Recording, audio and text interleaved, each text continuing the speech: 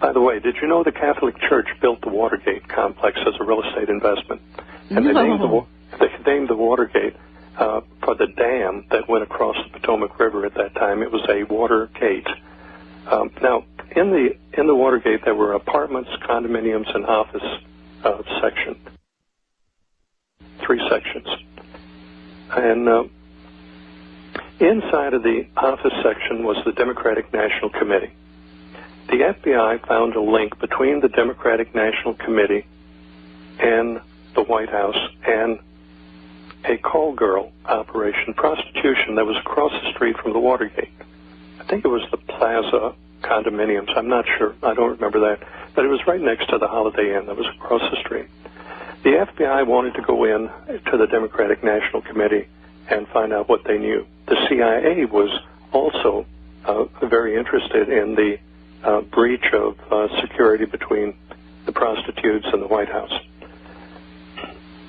That's how E. Howard Hunt got recruited and Gordon Liddy got recruited to go in there, and they called themselves the Plumbers.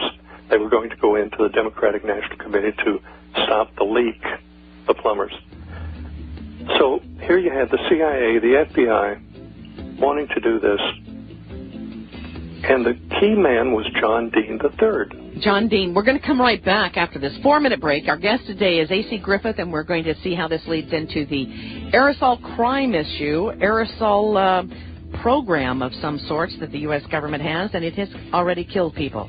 We'll be right back after this 4-minute break with A.C. Griffith. Stay tuned.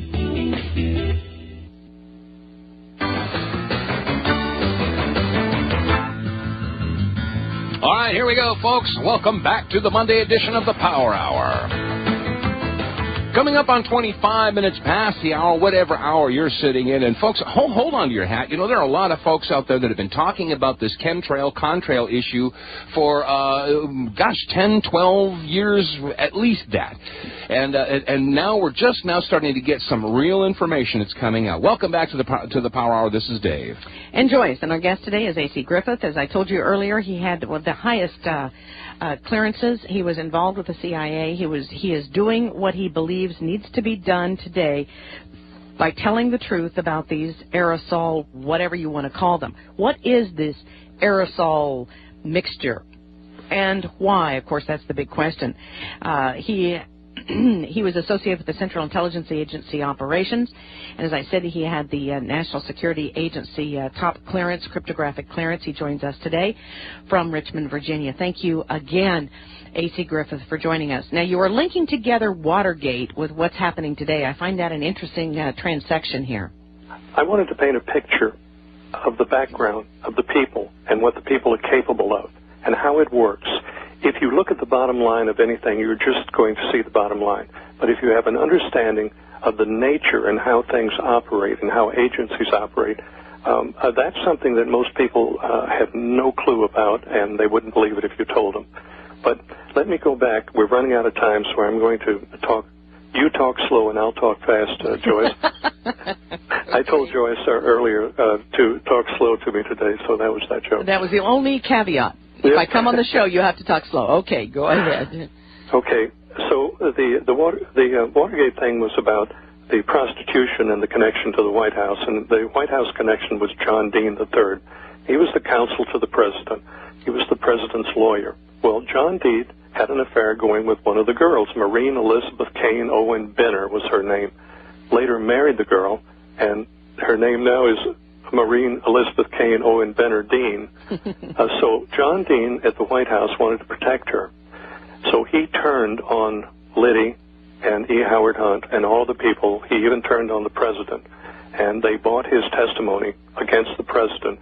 And that kind of in a nutshell, oversimplified, of course, is how Nixon was brought down. Nixon came into the game later.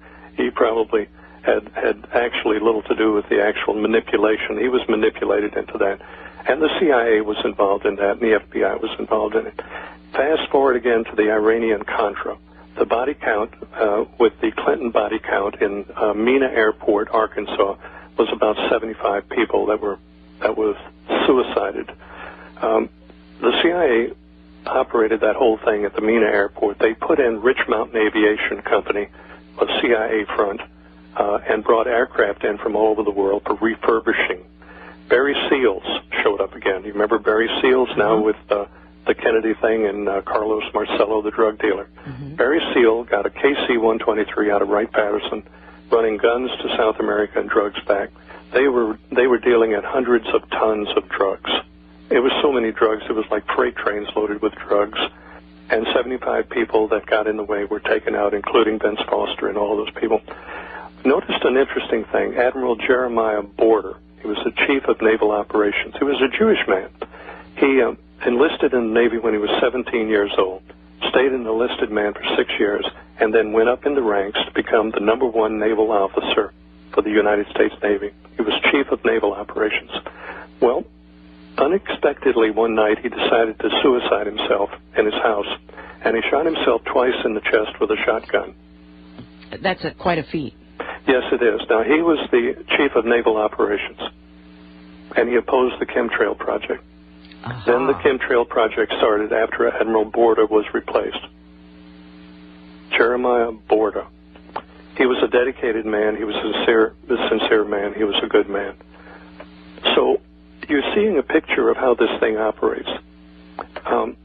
The CIA finances projects with monies earned elsewhere.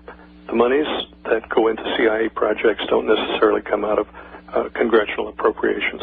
And I will tell you that the Congress as a whole is completely oblivious to the aerosol program. They are afraid to ask. I had an meeting with the administrative aide of a congressman. He drove all the way to Richmond from Washington to meet with me. And we spent about an hour. I gave him a complete overview presentation.